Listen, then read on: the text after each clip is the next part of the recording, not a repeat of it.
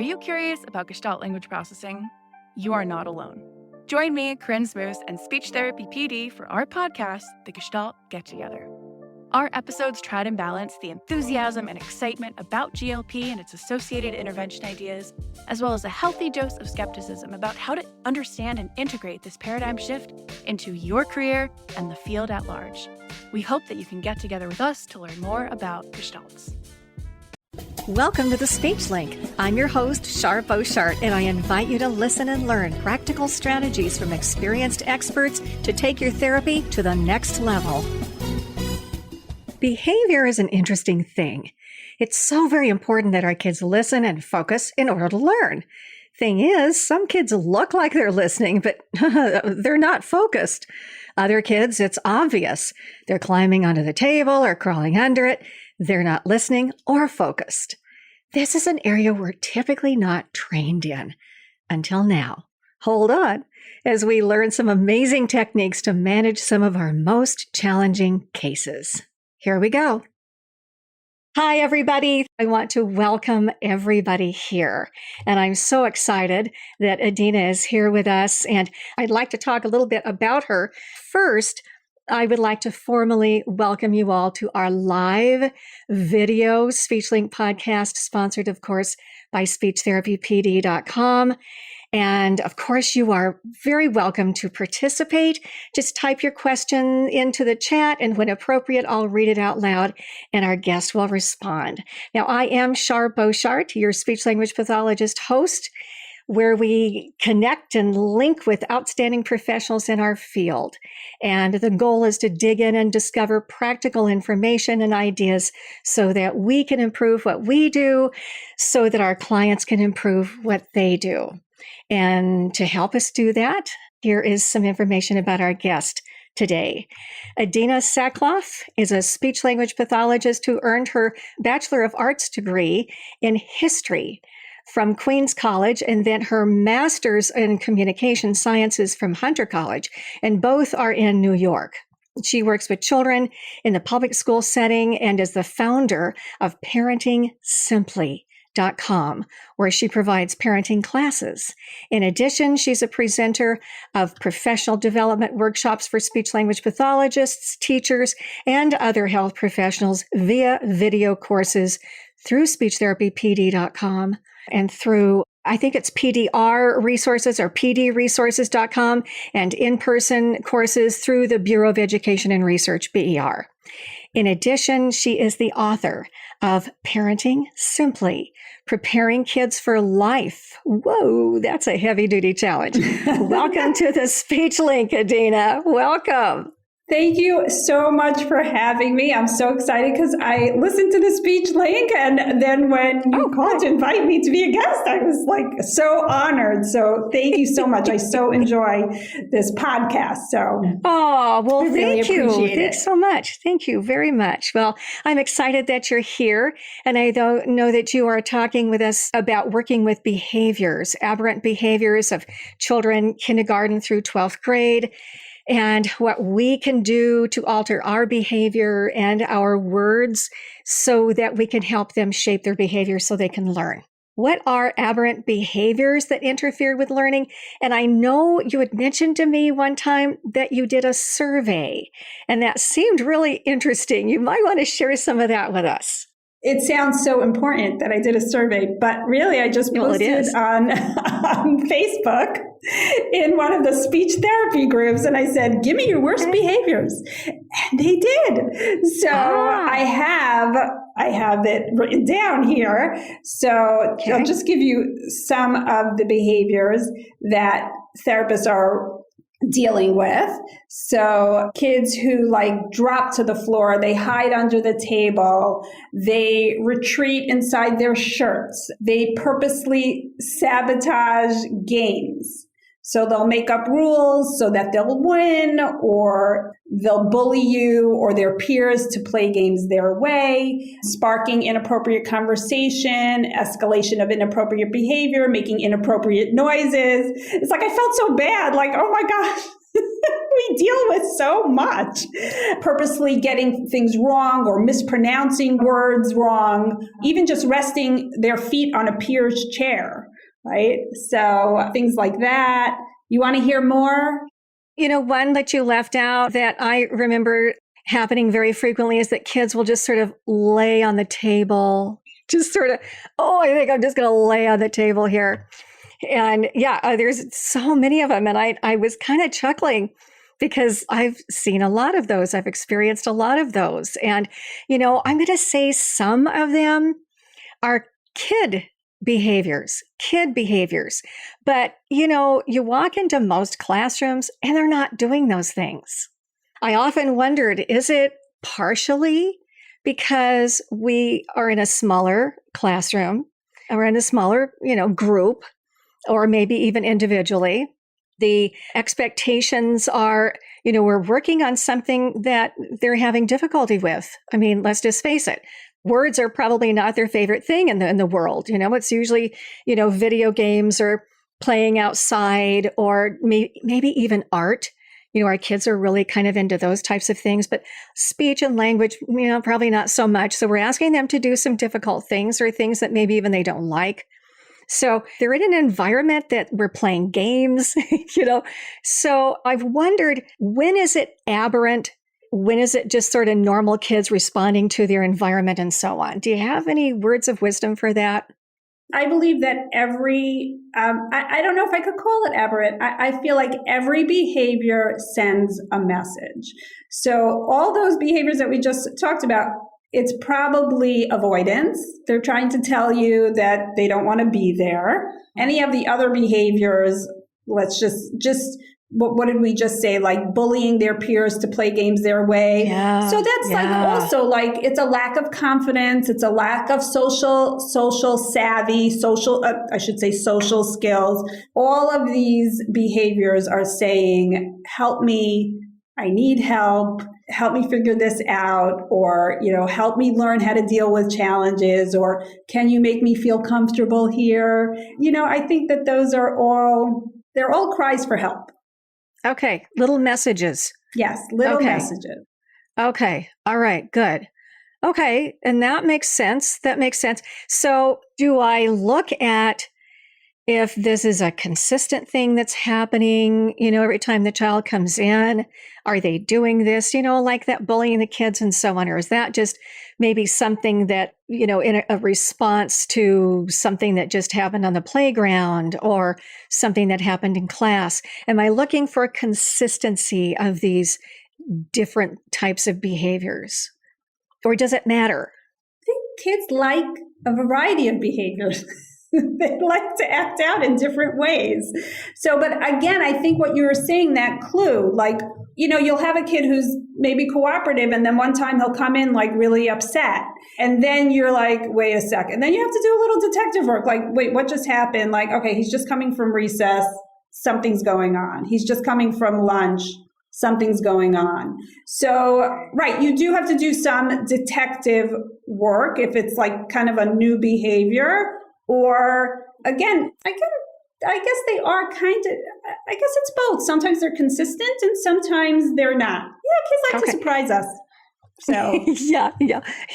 I'm wondering, so let's say I have a kid that came in and he is, generating some kind of unique behaviors for him or her. And, just got in from some sort of activity, and maybe I don't know what it was, but it's, something, and you just know something's off. What are some things that I can actually say to the child? What would be a good thing to say that would make that child feel comfortable in responding and actually talking about it? That is where I say the skill of empathy, or reflecting feelings, or you could call it mirroring feelings. Okay. So I call it a super skill or an uber skill or whatever it is. And that's like, oh my gosh, you seem so sad. So, like, you seem frustrated, like something upset you. I'll always say to the child, let's put aside our work for now. Let's get you comfortable again. Like, or let's try to figure out how to get calm so that we can start learning. But I always say, but don't worry, we don't have to start learning yet. Once you say to them, you don't have to start learning yet, or give yourself some time, already you see that calms them down. That empathy, that they're understood, that they don't have to jump from being angry to working. You're going to give them that time to work through their emotions. It usually does the trick. But I think we do have to step back, because I think the most important thing when you're dealing with children is the beginning of the year, and that's developing that relationship with your student. Okay. I always say this, I feel so bad how many times, at the beginning of the year, how long in my notes, it's getting to know you activity. I take at least a month where we're doing, don't worry, I'm getting language in there. I am getting language in there because I'm a speech therapist, and you don't know how much language you're getting. I work with people who are also with parents who they just don't have the language that we have. We don't realize how much language we're facilitating by the games that we're playing and these getting to know you activities. But again, the more you build that relationship at the begining, the easier the rest of the year will be. Okay. If they know that they could trust you, and they know that you're trying to find, I always try to ask them what their interests are and figure out what they like and what games they like to play. And I'll write it down. I'll be like, Eli likes to play Spot It. I have to remember that it's written down, so we know that that's a good game for you to play. Eli likes making slime. Again, I really make sure that they know I hear you. I want to understand you. I want to do things that you like to do. That's the best way to learn. And those are some things that I say to my students at the beginning. And then they're not going to come into your room so angry. They still will, but they'll enjoy coming into your room. So it'll be a place for them where they can hang loose and be themselves. So I think that's really important. Yeah. It's very important. Very important. That reminds me of something that I created years ago. It's actually a little page. It's a one-page thing. It's called Let's Talk About You. And it goes into those types of questions. And I would put it on my clipboard, and we would sit, and whether it was an individual child, which was very rare, or I had 3 or 4 or 5 kids, we'd sit down and we'd talk about them. What is their favorite food? What do they do at home? I know a lot of them are playing video games and so on, so we could talk about that. But do they have a pet? And, a lot of times the kids have cats or dogs, or my last school, we were kind of out in the, a rural area. So we had cows and chickens, and we had all sorts of animals. And so I knew that kids really liked animals. And so I would pull up the zoo, closed circuit TV or whatever it's called. And, we could watch the giraffes walk around and that kind of thing. I just sort of kept that on one of my computer screens. And so I knew that all of my kids loved animals. And that was always just, such such a fun thing. They would come in and say, oh, what's the giraffes doing now? Or, oh, look, there's the tigers. And oh, look what they're doing. And it was just a fun thing. So, and I wouldn't have known that. I probably could have guessed it, but it was kind of a formal thing. They knew that I knew. And I would do that. Let's talk about you. In fact, I think I have that on my website. It's speechdynamics.com, speechdynamics.com. And it's under the free stuff. You just sort of scroll down, and I'm pretty sure I have it in there somewhere. If not, I need to get it on there. And that's kind of what you're talking about. And a lot of it is taking a personal interest in the kids, but also they can share and they get to know one another on a deeper level. And that is so wonderful. I'll ask the question, then I want Susie to ask Jose. I want her to ask the same question that I just asked. And so that they can begin interacting and talking with one another too. So I am all for sharing who we are as little individuals and so on. And yes, it does help me as a therapist, as you were saying, to personalize my instruction. to get books or poems or something along those lines, with those topics that they're really interested in. So it's funny because I was working in a kindergarten, and I was working really last year just with kindergarten kids, and now I moved from 1st to 6th grade. So I was doing a lot of fun activities, and I was very nervous about bringing those activities. I was doing a lot of sensory activities, and I was very nervous about bringing those activities to my older kids. And I said to my older kids, I said, listen, you have to know that I was working in kindergarten. So I might bring an activity that you might feel is babyish, and you must let me know about it. But slowly over the year, I brought all those sensory activities, 1st through 6th graders, and they loved the calming jars, the squishy bags, the slime. They loved sensory activities. And that's another thing that really, if you're going to do fun things, they're going to want to come and they're not going to misbehave. So they give me all the behavior kids. I don't know. I'm like, I love them. I just love them. And I think it's because I really try to do these really fun activities with them. And either it's like a motivator at the end, I'll do whatever. I can make slime in 5 minutes. So either it's a motivator at the end, or it's the actual activity where we have to follow directions. We're working on social skills, back and forth, whatever it is. So I think I would say doing fun activities is really also a really important way to avoid dealing with difficult behaviors, just from the get-go. And it's important to know what would be fun for that particular child or that group. Because, some kids may not like the feel of, I'm thinking there's probably some kids on the spectrum that may not like the feel of the slime and so on. So yeah, you're going to have to personalize it. But yeah, that makes total sense. And personalizing, individualizing, making sure that activity is going to be something that's enjoyable, that maintains their attention and so on. And we all agree at that. And we all like, for our kids to do enjoyable and fun things. And we all know why. Are there other benefits to doing things that kids like besides, we're capturing their attention? Is there anything else, any other consequences, any other reasons we should do that? The sensory activities increase their attention. So I have one child who really has poor attention skills, and I just give them shaving cream. It happens to be that this year I have a sink in my room, and it makes my life so much easier. I literally just take a bowl, put she squeezes, whatever, presses the little pushes the button to make it. Okay. I know, it's a language shaving cream. We put it in the bowl. She plays with it.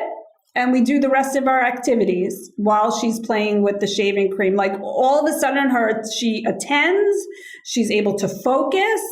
And I always say, I like to let my kids know also, did you notice that you were having problems attending before, but once you had the shaving cream, you were able to attend better to our activity? I just like them to notice, because I think it's important that they understand what helps them with their attention skills. So I think that's an important thing also to say to them. It's important for me that children take responsibility for their learning and for their issues. I don't, and I say to them, listen, you can't always use shaving cream.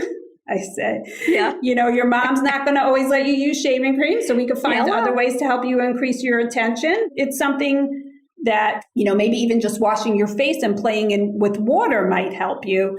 But that's, I think, important. And it also, once you're playing with shaving cream, it decreases your misbehavior or any type of behaviors because you're enjoying that so much. Although I guess you could, I haven't had an issue with shaving cream being flung, but there's one kid that I did have issues with that would And you're talking for an individual? Was that just one child? One child. Okay. No, so I don't, but I would do it in a group. But I would preface it. This year, I'm not working in any groups. Last year, I had all groups. Wow. I know. Whoa. Lucky me, right? Whoa.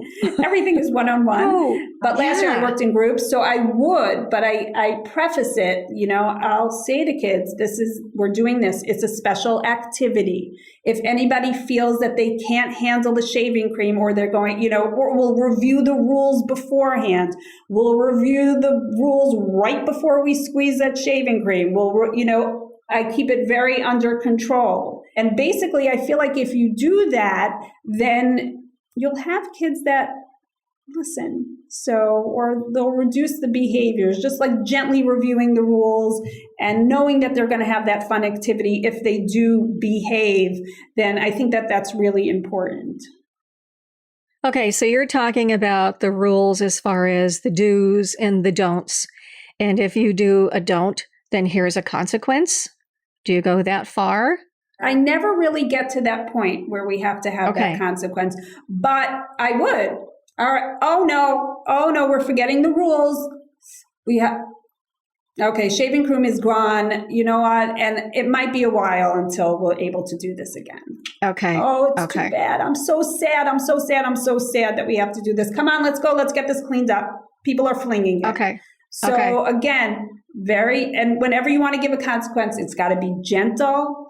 It has to be kind and in a very understanding way, because then they can hear you. But they also need to understand that, hey, you did something wrong and you didn't follow the rule. And here's what's happening. We're not doing it anymore.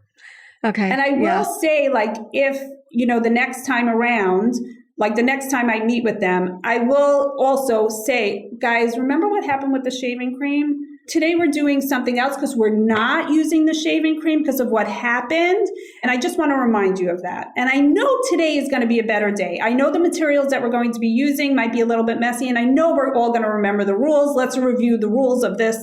And that's what I'll do. So. Okay, good. I'm very firm. That sounds good. I'm fun, but I'm firm. Fun but firm. I like that. That's parenting.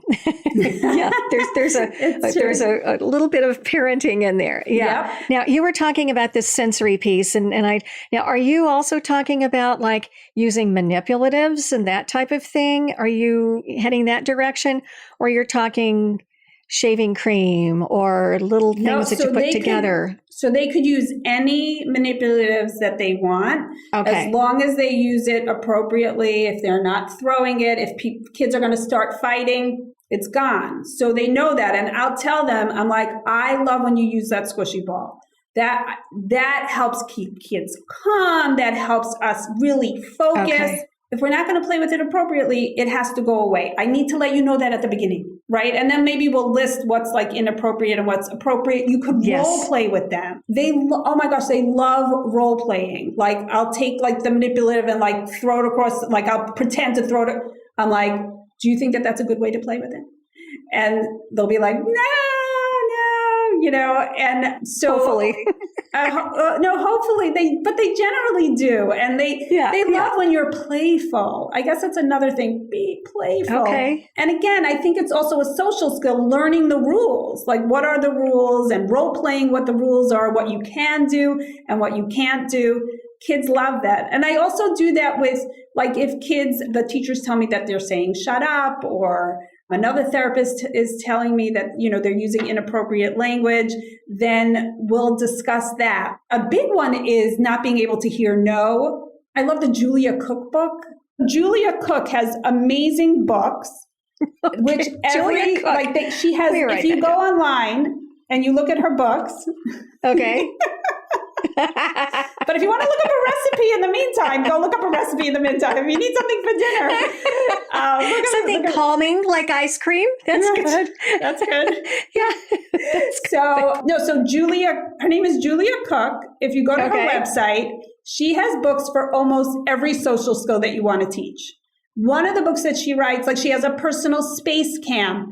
She has My Mouth is a Volcano, for impulsive behavior. One of the ones that I had two kids who, if you would tell them no, they would go nuts. Both their parents were telling me, and also the teachers were telling me. So she has a book, I Just Can't Hear No, I think it's the name of it. And she goes step by step what you should do when you hear No. And it's a story about RJ, about how he, it was hard for him to hear no. It's such a great springboard for discussion. So we talk about that, and we role play. So any of those behaviors that I originally spoke about, role playing, what you should do and what you can't do. I'm just going back to the example that we had about kids who they like to win, they need to win, or they'll bully their peers to play that way. So again, that's like a social skill that they need to learn, that, it's okay not to win. And what could we say when we lose, right? And I'll be like, I don't want to lose. This is so stupid. The game is so unfair. Is that what is that what you're supposed to say? And it cracks them up when you act like a kid, and they'll be like, no. I'm like, okay, so what's a better thing to say? And they'll say, oh, it's okay. Maybe I'll win next time. Now, does this mean that they're going to use this skill next time? No. But we're just laying the groundwork and the foundation. And maybe by the end of the year, they'll think to themselves, oh, remember Mrs. Soclof? We were role modeling. Maybe this is a time I could use that skill. But again, we could only do so much. We could always, lay the foundation. So I think that's important. Okay. Getting a child to say a good sound is one thing, but getting them to use it consistently is another. Now, you know the Easy R program for getting the but what about generalization? Well, what about the new R speech practice audios? Kids love to practice them, and you quickly access them via QR codes. Go to speechdynamics.com to take advantage of the 40% off sale price. Do it now. So you're kind of talking about self-directed behavior and self-directed learning. You use that term self-direction, don't you? Yes, I do. Okay. Can you get into some of that for me? So for me, it's really, really important that kids take responsibility for their work. I feel like if you're always, here's a treat if you do your work, then I think it takes away the joy of learning from kids. And there is always even if a kid who's not academic, there's always something that they enjoy learning. It might not be words, or it might be, mechanics, right? Or it might be, I'm trying to think of it might be art, like learning a new art technique, which, unfortunately in our schools, we don't cultivate that enough. But again, my philosophy, or what's really important to me, is that they love what they're doing, that they have, working in kindergarten, these kids have this twinkle in their eye, like every time, oh, I learned what the sound A. And it kills me that by first or second grade, okay, I know. What are we doing today? I know. So for me, I want to bring that joy back into learning. Just like some of the things that I do, in terms of I'll at the beginning, I make a pencil case out of duct tape, and we have, so I love Google and I love doing arts and crafts with my kids. So whatever, you take this plastic bag, a Ziploc bag, and then you just wrap it with duct tape. I buy all different color duct tape. And then we make index cards. And on the index cards, we put their goals. And I actually did this with kindergartners also. And I worked with my other speech therapists, I don't know if this is an appropriate way to say, but how to dumb down the goals, so that your IEP goals, so that it makes sense. If you're working on opposites, okay, fine. Social skills was we figured out how to be a good friend. That was a nice way to put the social skills. Simplify them. Simplify. Thank you. Yeah, that's your word. Yeah. Parent and simply. IEPs. There you go. Simply. Yes. And so at the beginning of our sessions, we always take out, I phase it out by the end, but we always take out, this is what we're working on today. And I feel like that helps them they know what their goals are, they know what they're working on, and it helps them take responsibility for their work. Mm-hmm. And I don't give out toys or candy, or I don't give out prizes. I work in a Jewish school, so we have the holiday of Purim where you give out candy. So we do make something out of candy and I have candy left over. So they know that they're allowed to have candy, but not because you did a good job, just because it's there and it's left over. Yeah, so I don't want to say I don't ever do candy because whatever, but I do. But right. I don't like to give it as a motivator. Even the sensory activities that I do at the end, it's not like if you behave, then we're going to do a sensory activity. It's just first we're doing this, then we're doing this, and then let's do something fun to end off our day. I don't know if I'm explaining myself well, but like that takes away, you have to do the hard stuff first, and then we're going to get to the fun stuff. So even though I am saying that we're going to do the fun stuff at the end, but it's just the way that it's worded. I don't like that. And I actually worked with a child who I felt like he would say, he was a really tough kid. And he would say, well, what are you going to give me if I do this worksheet? I'm like, nothing. I'm not giving you anything. I'm like, well, the last tutor that I had, if I did 10 worksheets, I went to the pizza store. I'm like, so I'll take you to the pizza store if you want to go, but not for doing your worksheets. You have to do your worksheets because you have to do your worksheets. Right. And like I spent a lot of time undoing, I don't know how many worksheets we got done. I wanted him to know, you're not doing this for the prize. You're doing it because you need to learn and you need to learn how to read. And that's of value. I don't know. That's just my philosophy. Good. Well, I'm going to say that's a really good philosophy, not only as an SLP, but as a parent. That's called life, or that's the way it should be, I think. And I know that you have some alternatives to reinforcers and so on, and I want to get to that here in a second. But that self-directed learning, I just see that as so very, very important. And, for kids to have a sense of not necessarily relying on my praise, and maybe they can rely on my encouragement and showing them how to do or what to do, that kind of thing. But I love it when I see speech language pathologists encouraging kids to identify, did they do something right? Or was there something else that they needed to do to correct it? And that whole sort of self-directed thing that leads a child, a person, into transferring it into life and into the classroom and so on, and beyond our therapy room walls. Is there something else that you could share with us about that? I really ascribe to the philosophy of Carol Dweck and a growth mindset. I think we spoke about that, right? So in terms of praising children, so I never tell a child that they did a good job. Sounds horrible, right? Do I sound so mean? So, good job. I never say you're so smart. I always focus on the effort that they put in, the work that they put in. So, for example, I have one student with high functioning autism, and so we're working on articulation, and she works so hard. Like, I'm like, oh, can we try that S again? I'm like, oh, I heard the slushiness. She really, and she gets frustrated easily, but with this, she really does it. Like, she moves her tongue so that she can say the sounds appropriately. And I always say to her, I said, it's so frustrating to have somebody, correct the way that your speech and where your tongue is. I said, but every time you try and you try again, and then you get it right, and I'll say, good for you. Like, yes. I'll never say like, good job. And I feel like, maybe because I would say that to her at the beginning. Maybe that's why, because I feel like that makes them work hard. When you tell them what they're doing right and you tell them that they're working hard. I think about if I was a kid and I had to go to speech therapy and they were like, okay, you sound slushy. I'd be like, oh my gosh, please. Again?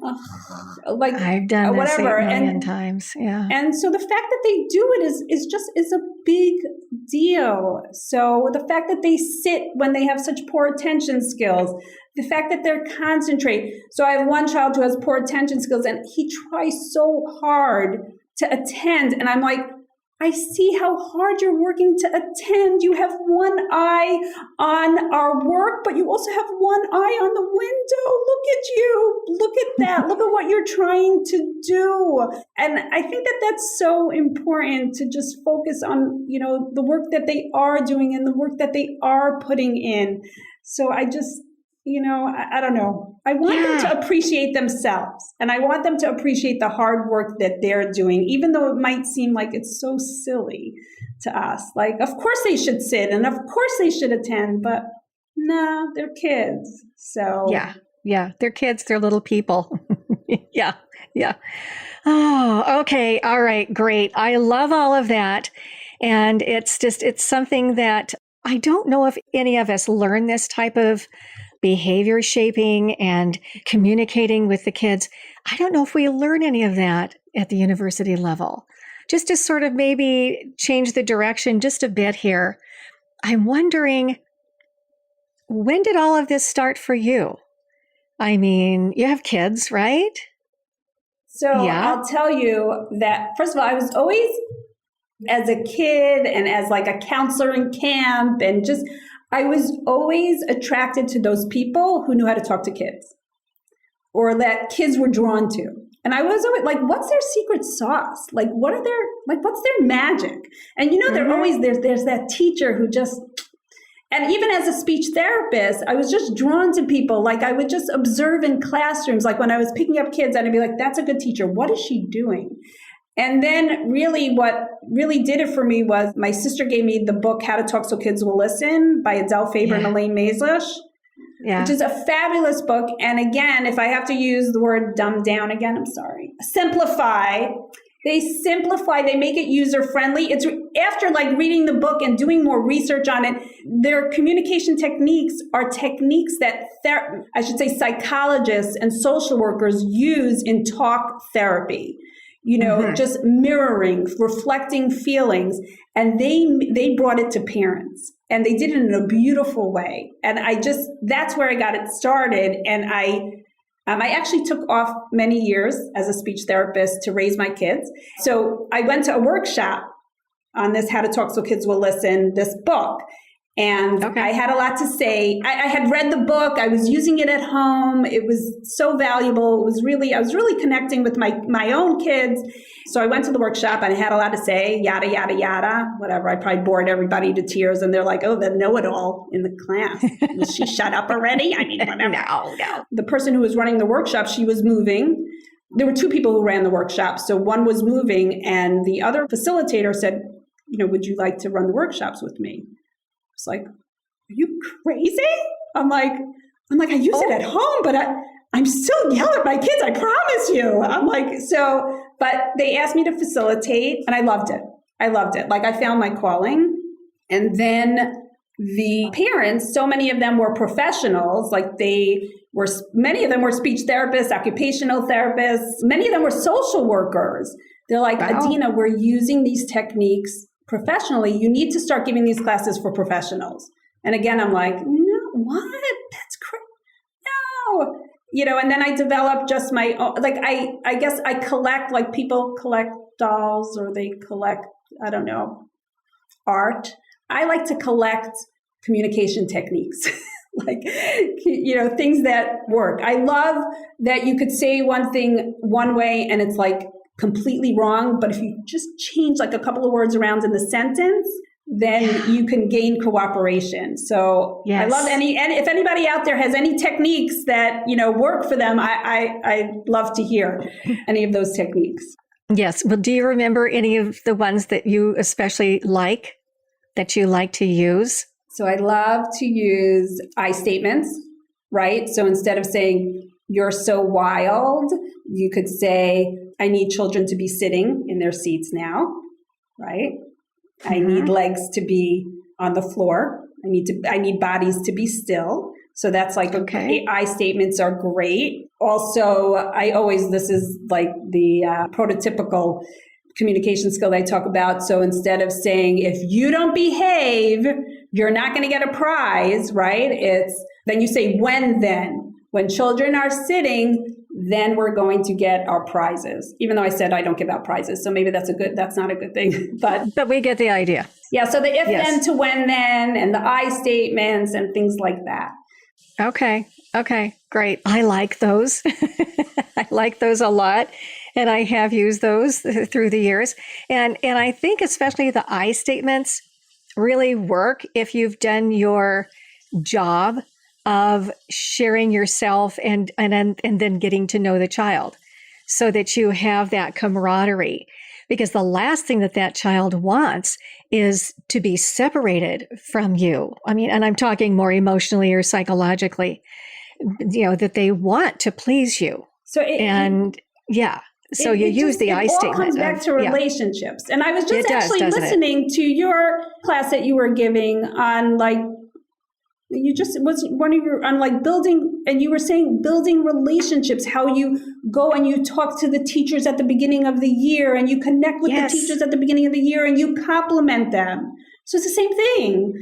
You have to. You did listen, didn't you? I did. I've been listening. I did listening. So I love your podcast. But it's all about relationships. And again, the more you invest at the beginning of the year in that relationship, put your IEP goals aside. Shh, I won't tell anyone.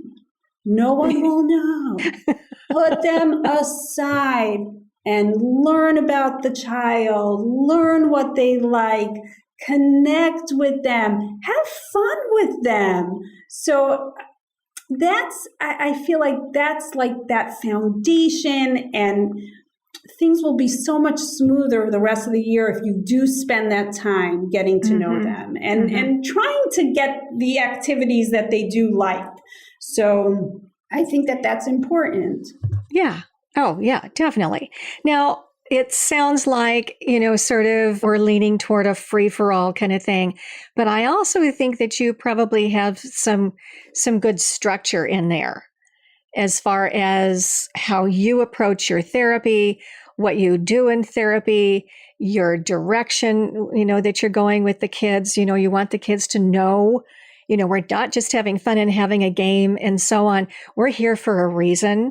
I bet you have some of those other things in line or in place. Do you? I do. So because I'm an unstructured person and I tend to be all over the place, that's why, the pencil cases that I said at the beginning, in the middle of our discussion, and I said that it's for the kids, for their self-directed learning. Okay, 50% of it is for me. It gets me, we take out the cards. This is what we're going to be doing today. Then what I do is we have a whiteboard and we write down what we're doing first. Well, this is great for sequencing. This is what we're doing first. This is what we're doing second. This is what we're doing third. Usually I'll teach them how to do it. So the first month I'll be writing everything. Second month, they love it. What are we doing first, Mrs. Soclof? And I'll say, you have a choice today. Either we could do verbs first or we could do the articulation first, your S sounds first. So you have a choice today. And sometimes I'll say, oh no, we're not going to have a choice today because I have this activity that I really want to do with you. So we're going to have to do this, our S sounds first, our verbs second. And because we were making lava lamps. Oh my gosh, the kids love lava lamps. I have a really great activity to do. So I have to be the one in charge today. Usually I like when you're in charge, but I like to be the one in charge. And again, that whiteboard is 75% for me and 25% for them. Okay, that's a lie. It's really for both of us, 100% for both of us, because the structure for them is so important. The sequencing is so important. It helps them take responsibility for what they're learning. It's also an executive functioning skill. They love checking off. If I forget to check off, if I forget to tell them to check off when we finish with the activity, we forgot to check it off. I have to check it off. That whiteboard, something about the whiteboard. I love the whiteboard. They love the whiteboard. I don't know what it is. So so there's a lot of structure in there. There's a lot of room to move, but we have to get our stuff done. Right. Yeah. Well, and I'm wondering too, if this sort of flows over into the classroom or maybe even at home. Let's just talk about the kid's teacher for right now. Do you go in and talk with the teacher and say, hey, these are some things that we're doing. Here's what Susie Q did. And, and that teacher is going to pick up and say, oh, I can do that too. And then there's that sort of, kind of sharing, cooperative kind of thing going on. But do you do those kinds of things with the teachers and working on the transfer and the generalization? I do, but it happens to be that K through 6, I find the teachers are so overwhelmed. So I'll say, I'm like, this is what I'm working on. What do you think? I always say, what do you think? Like, what could you tell me? I found that this has worked with her. And that's really the best that I could do. When I worked, I worked in kindergarten. I work in a school that actually has grown, a private school that's grown exponentially. And they had to find more room for all the classes. And they actually put the kindergarten in this, in the basement of a new building. They made it it was beautiful. So it was a very self-contained kindergarten. It was amazing. And wow. I worked with the most amazing people, and there was so much back and forth, and the teachers and the behavioral interventionists, we all fed off of each other. And in that, it was so unique though. It was when they moved me out of the kindergarten, I'm like, no. Oh, no. But it was a very unique situation, and there was so much give and take, and there was so much exchange of ideas, and really everything was reinforced. Everybody was doing the same social skills. The teachers had the same language as the speech therapist and the behavioral interventionist. It was fantastic. I haven't been able to replicate that in the K through 6 where I'm working. Yeah. No, that's going to be a tough one. Yeah. I know. Sometimes you get into situations and it's like, oh my gosh, it's perfect. And you get used to working with the people and you all click and you're all sharing and everybody is leading. You know what I'm saying? There's no one person that takes over. And I love that type of atmosphere where everybody's, your information is important. And rarely do you find that.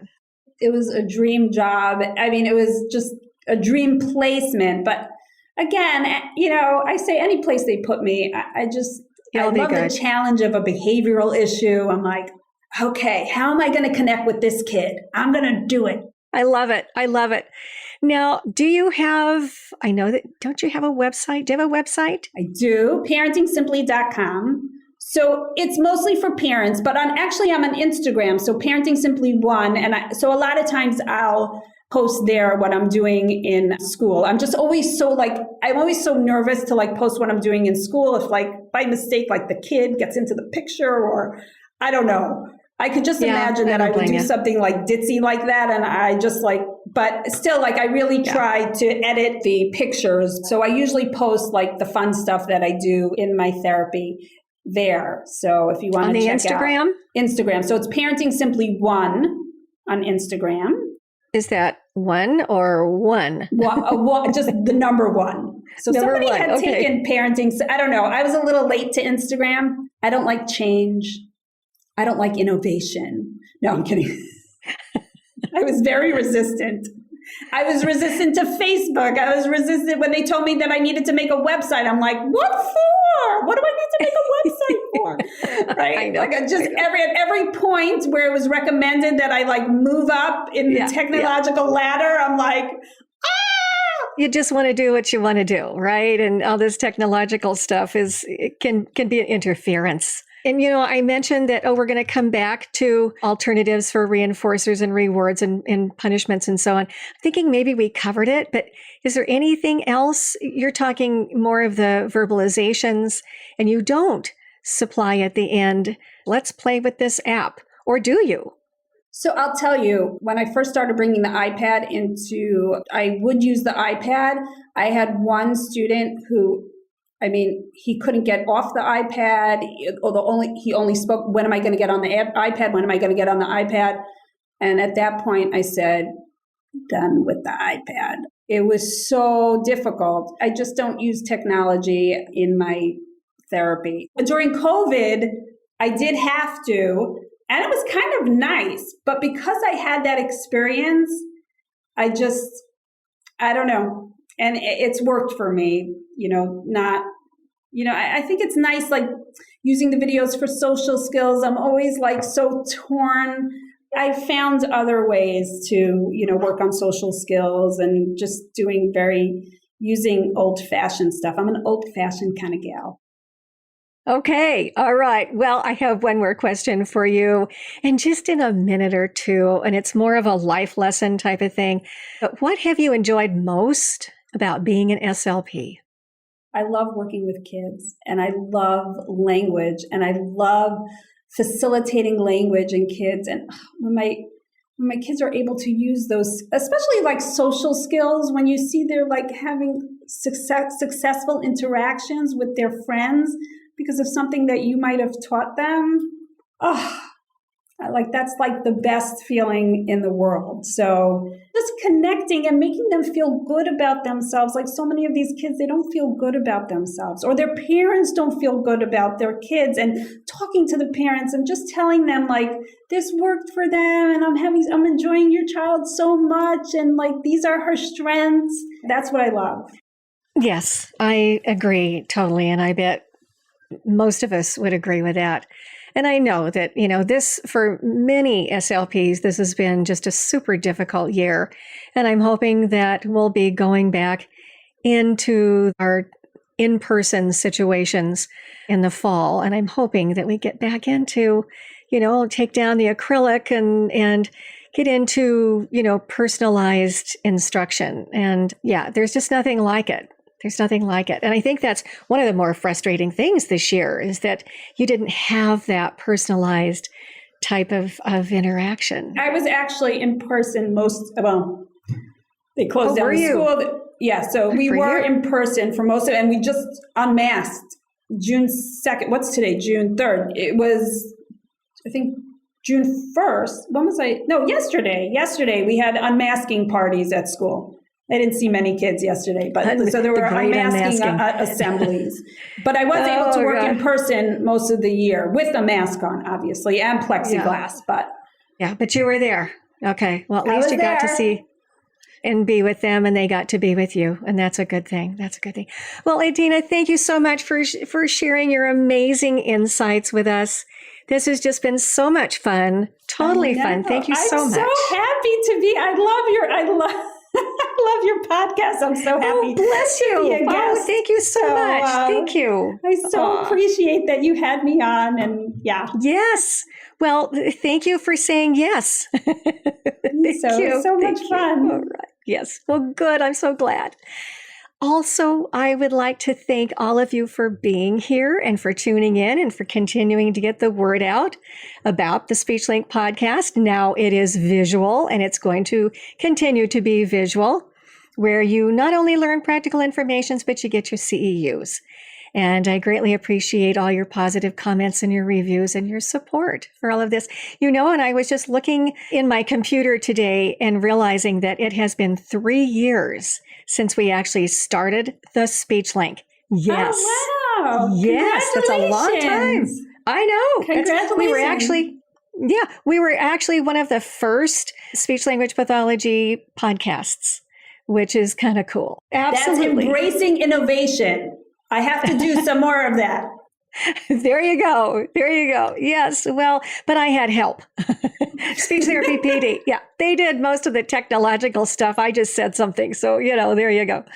And then also, as most of you know, the SpeechLink does meet every other Thursday at 7, just like this evening. And next time on June 17th, same time. And you might want to make a note of this. Lisa Chatler, MACCC-SLP, will share with us moving from smart guesses to smarter questions. And she's talking about how to help our kids use really good and appropriate questions. So as we wrap up here, just log into your speechtherapypd.com account, take the quiz, do the eval, and print out your certificate. And also, just so that you know, in a few days, the audio version of this episode, in addition to the video version on speechtherapypd.com, the audio version will be available on all of the popular podcast apps like Apple Podcast, TuneIn, Podbean, and so on. So tell your friends. And do know that you are all greatly, greatly appreciated. And thank you so much for everything that you do for your therapy kids. See you next time. Bye-bye. Thank you for listening to the SpeechLink. Please check out my other offerings at my website, charboshart.com, and also speechtherapypd.com. See you next time for more interviews, information, and insights. Until then, thank you so much for all that you do with your speech kids. Be well, and God bless.